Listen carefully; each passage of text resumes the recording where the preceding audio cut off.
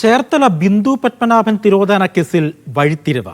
ബിന്ദുവിനെ കൊലപ്പെടുത്തിയെന്ന പ്രതി Sebastian സമ്മതിച്ചതായി crime branch കോടതിയെ അറിയിച്ചു. ബിന്ദുവിന്റെ സ്വത്തുക്കൾ തട്ടിയെടുക്കാനടക്കം കേരളത്തിന് പുറത്തുനിന്നും സഹായം ലഭിച്ചെന്നാണ് അന്വേഷണ സംഘത്തിന്റെ കണ്ടെത്തൽ. കോട്ടയം ഏറ്റുമാനൂർ സ്വദേശി ജൈനമ്മയെ കാണാതായ കേസിൽ അറസ്റ്റിലായ സെബാസ്റ്റ്യനെ ചോദ്യം ചെയ്തപ്പോഴാണ് ബിന്ദുവിനെ കൊലപ്പെടുത്തിയതായി വെളിപ്പെടുത്തിയത്.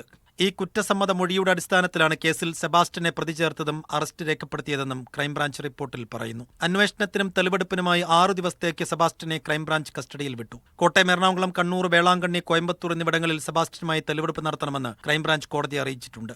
വസ്തു ഇടപാടുമായി ബന്ധപ്പെട്ട് ഈ സ്ഥലങ്ങളിൽ സെബാസ്റ്റ്യൻ ബിന്ദുവുമായി ഒരുമിച്ച് യാത്ര ചെയ്തിട്ടുണ്ടെന്നാണ് ക്രൈംബ്രാഞ്ചിന്റെ കണ്ടെത്തൽ.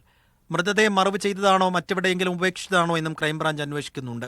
2017 ബിന്ദു പത്മനാഭനെ കാണാനില്ലെന്ന് സഹോദരൻ പരാതി നൽകിയത്.